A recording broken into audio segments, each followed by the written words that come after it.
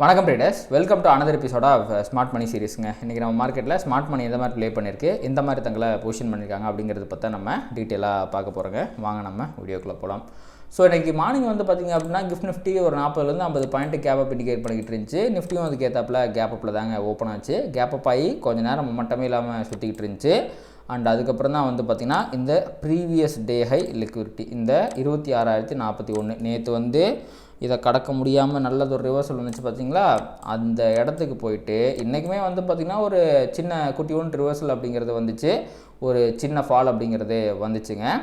அந்த ஃபாலுக்கு அப்புறம் வந்து பார்த்திங்கன்னா சின்ன ஃபால் தான். ஆக்சுவலி இந்த இடத்துல ஒரு பெரிய ஃபாலே வந்திருக்கிறதுக்கு வாய்ப்பு இருக்குது. பட் உங்களுக்கு வந்து பார்த்திங்கன்னா பியரிஷாக எந்த ஒரு ஃபேர் வேலி கேப்பும் ஃபார்ம் ஆகாதனால திருப்பியும் மார்க்கெட் வந்து ரேலியை ரெசியூம் பண்ணிவிட்டு மேலே போயிடுச்சு. நம்ம கொஞ்ச நாளாக சொல்லிக்கிட்டு இருக்கோம், இந்த ஒரு ரேஞ்சுக்குள்ளே மார்க்கெட் வந்து இருக்கும்போது மார்க்கெட் அக்குமுலேஷனில் தான் இருக்குது, ஒரு ட்ரெண்டுங்கிறது வரல அப்படின்ட்டு. அந்த ரேஞ்சுங்கிறது மேலே 26,103, 25,718 இன்னொரு அனதர் டே வந்து பார்த்திங்க அப்படின்னா இந்த ரேஞ்சுக்குள்ளே வந்து மார்க்கெட் முடிஞ்சிருக்கு. இன்றைக்கி புல்லிஷ் பயாஸில் மார்க்கெட் வந்து கன்சாலிடேட் டைம் முடிஞ்சிருக்கு.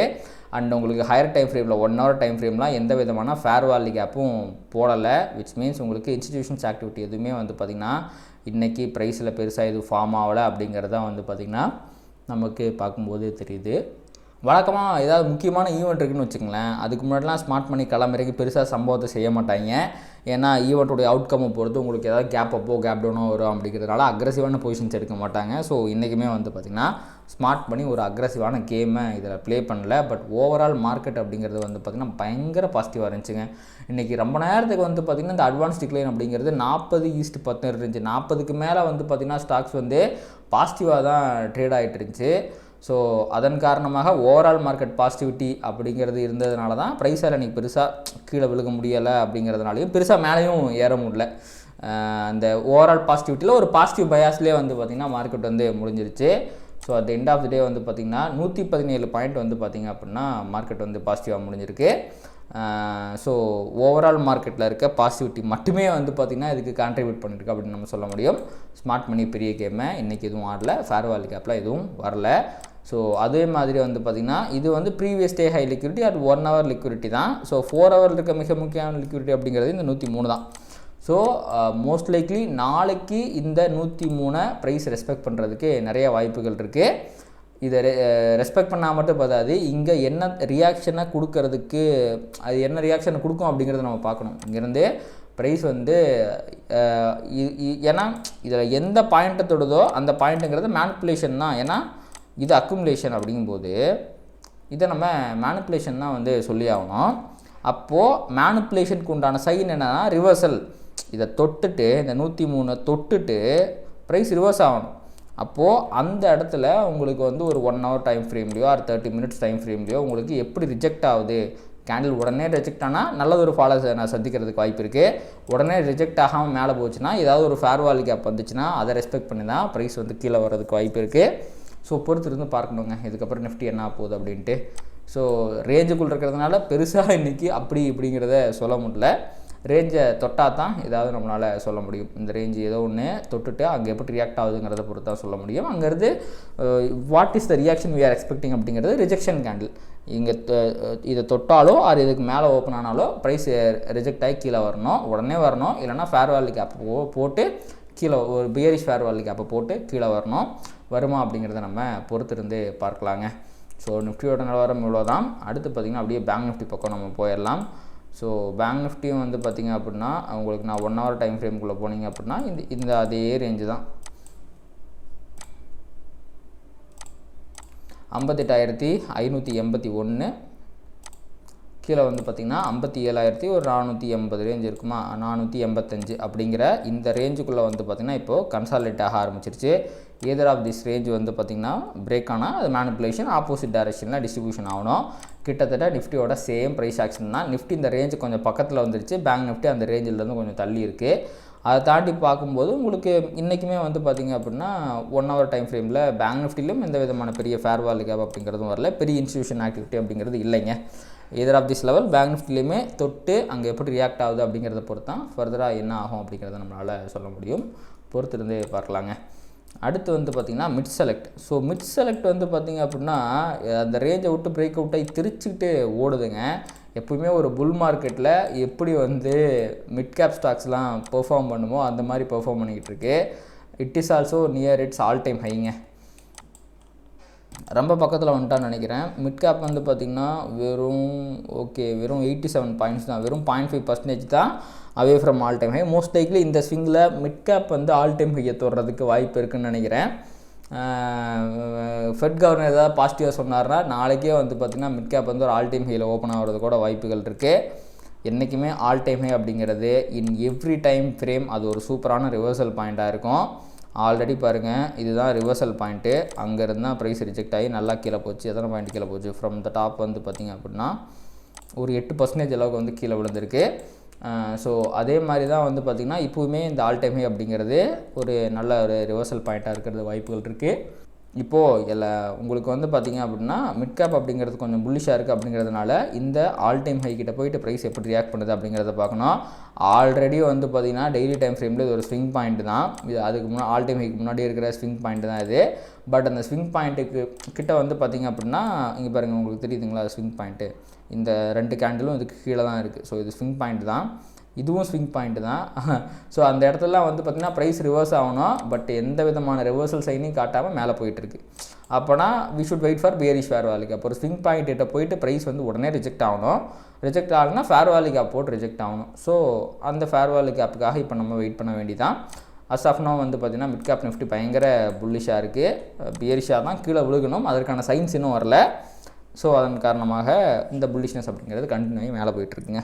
இதான் வந்து ப்ராடர் மார்க்கெட்டுடைய 3 இண்டெக்ஸு. ஸோ ஓவராலாக சம்மரைஸ் பண்ணோம்னா இன்றைக்கி ஃபெட் மீட்டிங் இருக்கிறதுனாலையும் நாளைக்கு சைனா அதிபருடைய சந்திப்பு ட்ரம்ப் அவர்களுக்கு இருக்குது, சவுத் கொரியாவில் இருக்குது அப்படிங்கிறதுனாலையும் வந்து பார்த்திங்கன்னா மார்க்கெட் வந்து ஒரு கன்சாலிடேஷன் கேமை ஆடிடுச்சு. பட் ஓவரால் மார்க்கெட்டில் வந்து அட்வான்ஸ் டிக்ளைன் ரேஷியோ நல்லா பாசிட்டிவாக இருந்துச்சுங்கிறதுனால, ப்ராடர் மார்க்கெட் நல்லா பாசிட்டிவாக இருந்துச்சுங்கிறதுனால அது ஒரு பாசிட்டிவ் பயாஸில் இருந்திருக்கு அப்படின்னு நம்ம சொல்லலாங்க. சரி, ஓகே, இதுதான் இந்தியா பற்றின விஷயங்கள். அடுத்து அப்படியே வந்து பார்த்திங்கன்னா நம்ம க்ரூட் ஆயில் பக்கம் போய் அது என்ன பண்ணுதுங்கிறத பார்ப்போம். ஸோ நம்ம 1 hour டைம் ஃப்ரேமுக்கு முதல்ல போயிடலாம். 1 hour டைம் ஃப்ரேமில் வந்து பார்த்திங்கன்னா ப்ரைஸ் நேற்றே வந்து சேஞ்ச் ஆஃப் கேரக்டர் கொடுத்து கீழே போயிட்டு இருந்துச்சு. ஸோ அது அப்படியே கண்டினியூ ஆகுதுன்னு சொல்லலாம். இந்த இடத்துல சின்ன ஒரு அகைன் ஒரு அக்குமுலேஷன் மாதிரி ஃபார்ம் ஆகிட்டுருக்கு. ஏன்னா டெய்லி டைம் ஃப்ரேமில் வந்து பார்த்திங்கன்னா அந்த ஃபேர் வேலி கேப் இருந்துச்சு இல்லைங்களா, இந்த இடத்துல.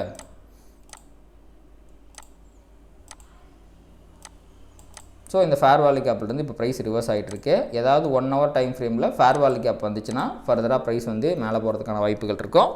இந்த இடத்துல சின்னதாக அக்குமுலேஷன் வந்திருக்கு. ஃபேர் வேலி கேப் வந்தால் மேலே போயிடும். ஃபேர் வேலி கேப் வராத வரைக்கும் கீழே போகிறதுக்கு தான் வாய்ப்பு இருக்குது. பட் ஆல்ரெடி வந்து பார்த்திங்கன்னா இன்னும் அதை விட ஹையர் டைம் ஃப்ரேமில் 1 day டைம் ஃப்ரேம்லலாம் வந்து பார்த்திங்கன்னா இன்னும் ஃபேர் வேலி கேப்லாம் இருக்கிறதுனால இதை ஃபில் பண்ணிட்டு கூட ப்ரைஸ் ரிவர்ஸ் ஆகி மேலே போகிறதுக்கு வாய்ப்பு இருக்குது. அப்படிங்கிறதுனால இந்த இடத்துல வந்து பார்த்திங்கன்னா நம்மளால் ஷார்ட் அடிக்கிறதுங்கிறது லோ ப்ராபபிள் ஆப்பர்ச்சுனிட்டி. ஒன்று இந்த ஃபேர் வேலி கேப்லேருந்து ரிவர்ஸ் ஆகி உங்களுக்கு 1 hourல ஃபேர் வேலி கேப் கொடுத்தா மேலே போகும். ஃபர்தராக கீழே விழும்போதும் இந்த ஃபேர் வேலி கேப்புக்குள்ளே விழுந்து 1 hourல ஃபேர் வேலி கேப் கொடுத்து மேலே போகிறதுக்கு தான் வாய்ப்புகள் இருக்குது. So we should only look for long opportunities now. அதற்கான ஏதாவது ஆப்பர்ச்சுனிட்டி ஏதாவது வந்திருக்கானா இப்போதைக்கு வரைக்கும் வரல.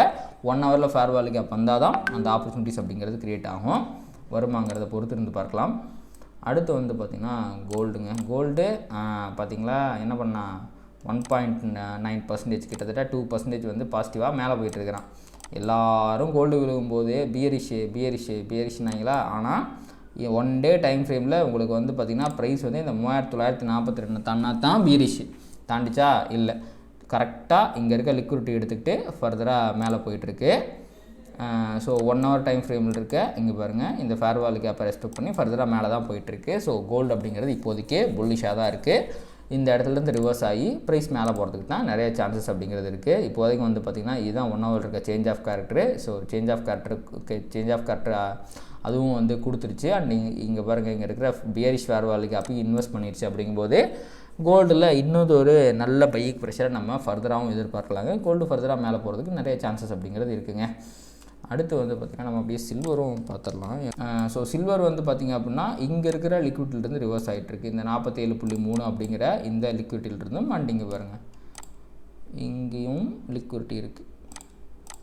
45.8 அப்படிங்கிற இந்த லிக்விடிட்டிருந்துமே வந்து பார்த்திங்கன்னா ப்ரைஸ் வந்து ரிஜெக்ட் ஆகிட்டு தான் போயிட்டுருக்கு. இங்கே பாருங்கள் இப்போது இதை நம்ம லிக்விடிட்டின்னு சொல்கிறோமா, இதை நம்ம லிக்விடிட்டின்னு சொல்கிறோம் ஹையர் டைம் ஃப்ரேமில். ப்ரைஸ் வருது, இதை உடச்சா கீழே தான் போகணும், ஆனால் என்ன பண்ணியிருக்கு, ரிவர்ஸில் போட்டிருக்கு. இதுதான் ப்ராப்பரான ரிஜெக்ஷன் சைன். அப்போது நான் நிஃப்டி கிட்ட எதிர்பார்க்குறது இந்த மாதிரி ஒரு ரியாக்ஷன் தான். இது ஒரு ப்ராப்பரான புல்லிஷ் ரியாக்ஷன். ஸோ இப்படி வந்துச்சுன்னா ஃபர்தராக ப்ரைஸ் மேலே போயிடும். எப்படி போயிருக்கு பாருங்கள். ஸோ இந்த மாதிரி அந்த ஹையர் டைம் ஃப்ரேம் கிட்ட நம்ம லிக்விடிட்டின்னு சொல்கிற இடத்துக்கு போய் ப்ரைஸ் ரிவர்ஸ் ஆகணும். அப்படி ரிவர்ஸ் ஆச்சுன்னா அந்த ரிவர்சல் கேண்டில்லே நம்ம வந்து என்ட்ரியாக கன்சிடர் பண்ணிக்கலாம். எவ்வளோ தூரம் போயிருக்கு பாருங்கள். ஒரு 1:5 ரிஸ்க் ரிவார்ட். நமக்கு 1:5லாம் தேவையில்லை. நமக்கு என்ன வேணும், 1:2 இருந்தால் போதும். நேற்று க்ரூடாயில் இதே மாதிரி தான் ஃபேர் வேல்யூ கேப்பில் ஒரு என்ட்ரி கிடச்சிட்டு 1:8 வரைக்கும் போயிருந்துச்சு. நமக்கு எதுக்கு 1:8, 1:3 இருந்தால் போதும், 1:4 இருந்தால் போதும். ஸோ அந்த மாதிரி வந்து பார்த்திங்கன்னா மார்க்கெட் வெறித்தனமாக போகும்போது முடிஞ்ச அளவுக்கு நம்மளாம் வந்து தேர்த்திக்கிறோம், நல்ல ப்ராஃபிட்டை புக் பண்ணிடணும். ஸோ இந்த மாதிரி ப்ராப்பராக நம்ம ஆப்பர்ச்சுனிட்டிக்கு ரிவர்சல் சைனுக்கு வெயிட் பண்ணி என்ட்ரி எடுக்கணும். ஸோ இந்த மாதிரி ப்ரைஸ் கீழே விழுந்துட்டுருக்கு பார்த்திங்களா, இதில் நமக்கு அந்த பெரிய பாயிண்ட்டை கேப்சர் பண்ணலாம் அப்படின்னாலுமே ரிவர்சலில் இந்த மாதிரி நம்ம டைம் ஃப்ரேம் கன்ஃப்ளூயன்ஸோடு போகும்போது நல்ல ப்ராஃபிட்ஸையும் பார்க்க முடியுங்க. ஸோ இந்த மாதிரி நீங்கள் வந்து ஹையர் டைம் ஃப்ரேமில் இருக்க லிக்விடிட்டி கரெக்டாக ஸ்பாட் பண்ணிட்டீங்க அப்படின்னா அங்கே போய் ப்ரைஸ் ரியாக்ட் ஆகுது, அந்த ரியாக்ஷனை பார்க்கணும். அதில் ரிஜெக்ஷன் சைனை பார்க்கணும். அதில் ரிஜெக்ஷன் சைன் என்ன அப்படிங்கிறத நீங்கள் கரெக்டாக கண்டுபிடிச்சி முடிஞ்சு அப்படின்னா ஈஸியாக ப்ராஃபிட் பண்ணலாங்க. ட்ரேடிங் அப்படிங்கிறது அவ்வளோ சுலபமாக மாறிடும். ஸோ சில்வருமே வந்து பார்த்திங்கன்னா உங்களுக்கு சேஞ்ச் ஆஃப் கேரக்டரை கொடுத்து ஃபர்தராக மேலே தான் போயிட்டுருக்கு. ஃபர்தராக புல்லிஷாக இருக்கிறதுக்கு நிறைய வாய்ப்புகள் அப்படிங்கிறது இருக்குங்க. இந்த ஒன் டே இன்னும் 10 மணி நேரம் இருக்குது பார்த்திங்கன்னா, இந்த 10 மணி நேரம் இங்கே இருக்கிற இந்த பியரிஷ் ஃபேர் வேல்யூக்கு அப்போ ஃபில் பண்ணி மார்க்கெட் மேலே போகிற பட்சத்தில் ஃபர்தராக வந்து பார்த்திங்கன்னா சில்வருமே வந்து மேலே போகிறதுக்கு நிறைய சான்ஸ் அப்படிங்கிறது இருக்குது. அடுத்த ரெசிஸ்டன்ஸாக இந்த 49.44 அப்படிங்கிறதா இருக்கும். அதுவும் தாண்டப்படும் போது உங்களுக்கு டுவர்ட்ஸ் இந்த லெவல் ஆஃப் லிக்விடிட்டி 52.29 வரைக்கும் போகிறதுக்கு வாய்ப்பு இருக்குங்க. ஸோ அவ்வளோதான், மோஸ்ட்லி எல்லாமே கவர் பண்ணிட்டோம். பிட்காயின் மட்டும் கடைசியாக நம்ம பார்த்துடலாம். ஸோ பிட்காயின் வந்து பார்த்திங்கன்னா இந்த லெவல் ஆஃப் லிக்விடிட்டிலேருந்து வந்து பார்த்திங்கன்னா ரிவர்ஸ் ஆகிருக்கு. இங்கே பார்த்திங்களா இந்த லெவல் ஆஃப் லிக்விடிட்டி 1,16,284. நான் இப்போ 1 ஹவர் டைம் ஃப்ரேமுக்கு போகிறேன். என்ன பண்ணியிருக்கு, நம்ம லிக்விடிட்டின்னு போட்டிருக்கோமா, அங்கேருந்து ப்ரைஸ் வந்து தொட்டுட்டு ரிஜெக்ட் ஆகிருக்கு. அப்படி ரிஜெக்ட் ஆச்சுன்னா என்ன அர்த்தம், ஃபர்தராக ப்ரைஸ்க்கு வந்து கீழே போகும்னு அர்த்தம். அப்போது இது ரிஜெக்ஷன் சைனு. எவ்வளோ தூரம் போயிருக்கு பாருங்கள், 1:3 வரைக்கும் போயிருக்கு. நமக்கு 1:3 வேணாம், 1:2 போதும். ஸோ இந்த மாதிரி வந்து பார்த்திங்கன்னா கரெக்டாக அந்த ரிவர்சல் வரணும், அந்த ரிவர்சலுக்காக வெயிட் பண்ணணும். சப்போஸ் இந்த இடத்துல ரிவர்சலே வரலான்னு வச்சுங்களேன், ஃபர்தராக இது பிரேக் அவுட் ஆகி மேலே போயிருந்துச்சுன்னா நம்ம அடுத்த லெவல் ஆஃப் லிக்விடிட்டிக்கு போய் ஓகே இங்கே இல்லையா, அடுத்த லெவல் ஆஃப் லிக்விடிட்டி இங்கே இருக்குது, 1,16,600 கிட்ட இருக்குது, இங்கே போய் என்ன ரியாக்ஷன் கொடுக்குதுங்கிறத பார்க்கணும். அந்த மாதிரி கரெக்டாக ரிவர்சலில் பிடிக்கும் போது நம்மளால் நல்ல ப்ராஃபிட்ஸை பண்ண முடியுங்க. அஸ் ஆஃப் நோ வந்து பார்த்திங்கன்னா பிட்காயின் கொஞ்சம் பியரிஷாக தான் இருக்குது. இந்த லெவல் ஆஃப் லிக்விடிட்டியும் தாண்டி உங்களுக்கு இதுக்கு மேலே இருக்குது பார்த்திங்களா, 1,16,582 தாண்டப்படும் போது அடுத்த லெவல் ஆஃப் லிக்விடிட்டிங்கிறது ஆல் டைம் ஹை தான். இப்போதைக்கு வந்து பார்த்திங்கன்னா ப்ரைஸ் வந்து உங்களுக்கு சேஞ்ச் ஆஃப் கேரக்டர் கொடுத்துருச்சா. ஸோ இன்னும் வந்து சேஞ்ச் ஆஃப் கேரக்டருங்கிறது வரல, பட் மொமெண்டம் அப்படிங்கிறது பியரிஷாக இருக்குது. அந்த லிக்விட்லேருந்து ரிவர்ஸ் ஆகி கீழே போயிட்டுருக்குங்க பிட்காயின்னு. ஃபர்தராக இது தாண்டணும், இது தாண்டாத வரைக்கும் பியரிஷான ப்ரைஸ் ஆக்ஷன் தான் வரதுக்கு வாய்ப்பு இருக்குது. அண்ட் இந்த ஃபேர் வேல்யூ கேப் இன்வெர்ஸ் ஆயிடுச்சுன்னா ஃபர்தராக ஒரு செல்லிங் ப்ரெஷர் வரதுக்கும் பிட்காயினில் வாய்ப்பு இருக்குது. என்ன போகுது அப்படிங்கிறத பொறுத்து இருந்து பார்க்கலாங்க. ஸோ அவ்வளோதான். ஓவராலாக இப்போ சொல்லணும் அப்படின்னா இன்றைக்கி நைட்டு வந்து ஃபெட் மீட்டிங் இருக்குது. ஃபெட் மீட்டிங்கோட outcome 25 basis point interest rate கட்டாக இருந்து ஃபெட் கவர்னரும் பாசிட்டிவாக தான் சொன்னார்னா மார்க்கெட்டுக்கு அது பாசிட்டிவாக இருக்கும். மோஸ்ட் லைக்லி இப்போ நான் சொல்கிற இந்த சினாரியோ நடந்து ஒரு சின்ன கேப் அப்பில் மார்க்கெட் ஓப்பன் ஆகிறதுக்கு வாய்ப்பு இருக்குது. மிகப்பெரிய பாசிட்டிவிட்டியை வந்து ஃபெட் கவர்னர் இன்ஜெக்ட் பண்ணுறதுக்கான வாய்ப்புகள் குறைவு என்று நினைக்கிறேன். ஏன்னா 0.25 பேசிஸ் பாயிண்ட் இன்ட்ரெஸ்ட் ரேட் கட்டுக்கு ஆல்ரெடி மார்க்கெட் ஃபேக்டர் ஆயிடுச்சு. அதில் இருக்க எல்லா பாசிட்டிவிட்டியும் மார்க்கெட்டில் ஆல்ரெடி ரிஃப்ளெக்ட் ஆயிடுச்சு. ஸோ அவர் ஏதாவது வெறித்தனமாக ஏதாவது நெகட்டிவாக சொல்லிவிட்டு சின்ன நெகட்டிவாக சொன்னால் கூட போதும், மார்க்கெட் வந்து பயங்கரமாக பியரிஷாக ரியாக்ட் பண்ணிடும். அவர் எதுவுமே நெகட்டிவாக சொல்லாமல் பாசிட்டிவாக சொல்கிறதுக்கான ப்ராபபிலிட்டி தான் ரொம்ப அதிகமாக இருக்குது. ஸோ இது ஒரு நான் ஈவெண்ட்டாக போய் மார்க்கெட்டில் சின்னது ஒரு பாசிட்டிவிட்டி இன்ஜெக்ட் ஆகிறதுக்கு வாய்ப்பு இருக்குது அப்படிங்கிறத நான் நினைக்கிறேன். என்ன போகுது அப்படிங்கிறத நம்ம பொறுத்திருந்து பார்க்கலாங்க. அண்ட் இதோட இந்த வீடியோமே நம்ம முடிச்சுக்கலாம். கண்டிப்பாக இந்த வீடியோ உங்களுக்கு யூஸ்ஃபுல்லாக இருந்திருக்கும், பிடிச்சிருக்கும்னு நினைக்கிறேன். இந்த வீடியோ உங்களுக்கு பிடிச்சிருந்துச்சுன்னா அதை லைக் பண்ணுங்கள், கமெண்ட் பண்ணுங்கள், ட்ரேட் பண்ணுற மற்ற நண்பர்களுக்கும் ஷேர் பண்ணுங்கள். அது யூடியூப் அல்காரிதம் நம்ம ட்ரிகர் பண்ணி நிறையா பார்வையாளர்களை நம்ம சேனலுக்கு கொண்டு வந்து சேர்க்குங்க. அண்ட் அதை தாண்டி வந்து பார்த்திங்கன்னா என்னோடய mentorship programme, smart money mentorship programme இருக்குது. அதில் வந்து பார்த்திங்கன்னா இந்த மாதிரி ஸ்மார்ட் மணி வச்சு ப்ராப்பராக எந்த மாதிரி நம்ம ட்ரேட் எடுக்கணும் அப்படிங்கிறத உங்களுக்கு நான் கைட் பண்ணிக்கிட்டு இருக்கேன். இன்ட்ரெஸ்ட் அப்படின்னா கீழே டிஸ்கிரிப்ஷனில் லிங்க் இருக்குங்க, பிடிடி ஆப்போட லிங்க் இருக்குது. அதை டவுன்லோட் பண்ணிவிட்டு கோர்சஸை செக் அவுட் பண்ணி பாருங்கள். தேங்க்யூ.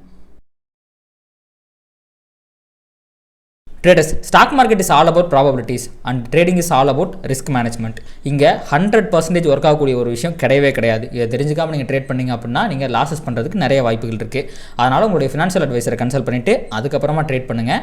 இந்த வீடியோவில் நான் சொல்கிற எல்லாமே எஜுகேஷன் பர்பஸ்க்காக தான்.